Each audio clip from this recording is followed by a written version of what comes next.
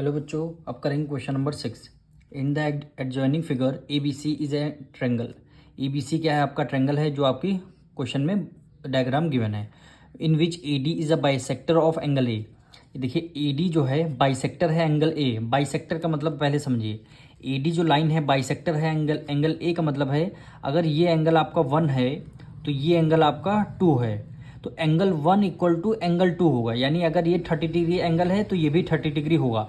अगर ये 60 degree angle है तो ये भी 60 डिग्री, यानी दोनों एंगल इक्वल। बाइसेक्टर का मतलब है एक लाइन जो है दोनों हाफ हाफ पार्ट में एंगल को डिवाइड कर रही है, यानी एंगल 1 इक्वल टू एंगल 2 हो गया।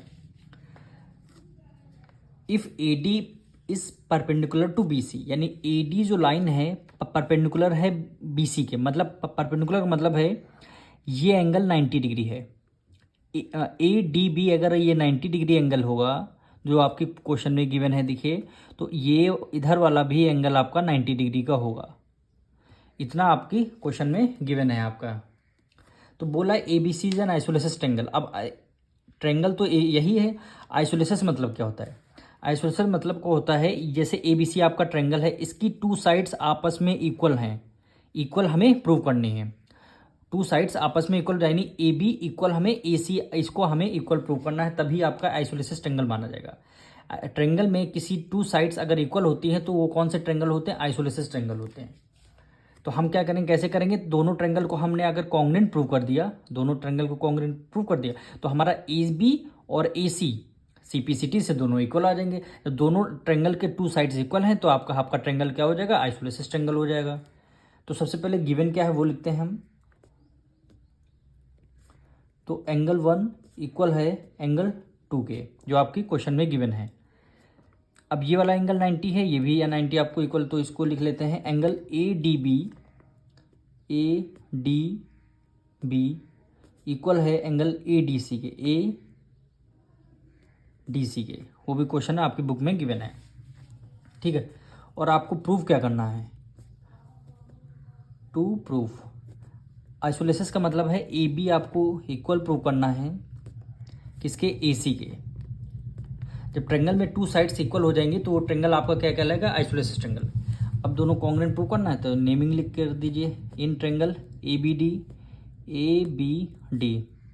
And triangle A D C. ठीक, एंगल 1 इक्वल टू एंगल 2 क्यों है? बाइसेक्टर क्वेश्चन में गिवन था, तो हम यहाँ पे लिखते हैं एंगल 1 इक्वल हो गया एंगल 2 के, जो आपकी बुक में गिवन था, क्वेश्चन में ही गिवन था। अब इस वाले ट्रेंगल की ए डी लाइन, इस वाले ट्रेंगल की ए डी दोनों कॉमन हो जाएगी, यानी A D equal to A D common. ठीक, अब ये एंगल इक्वल है, ये 90 डिग्री, ये 90 डिग्री, तो हम लिखेंगे angle A D B equal हो जाएगा एंगल ए डी सी के, तो बोथ 90 डिग्री ईच। रीजन में हम ये लिखें। अब देखिए एंगल साइड एंगल, इधर भी एंगल साइड एंगल, ये देखिए ये आपका एंगल हो गया और ये आपकी साइड हो गई, ये आपका एंगल हो गया। तो कौन सी रूल से? एंगल साइड एंगल से हमारे ट्रेंगल कॉन्ग्रुएंट हो गए, यानी triangle A B D congruent to triangle A D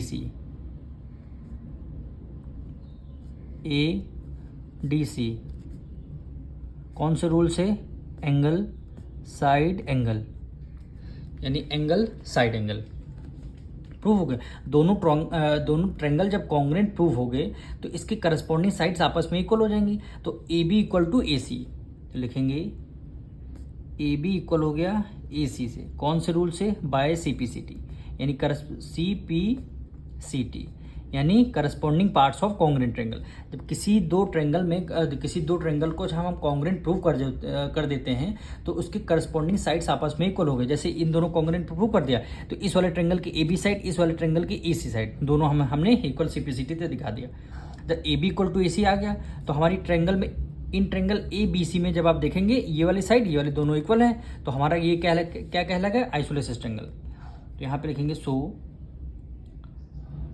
triangle A B C is an isosceles triangle.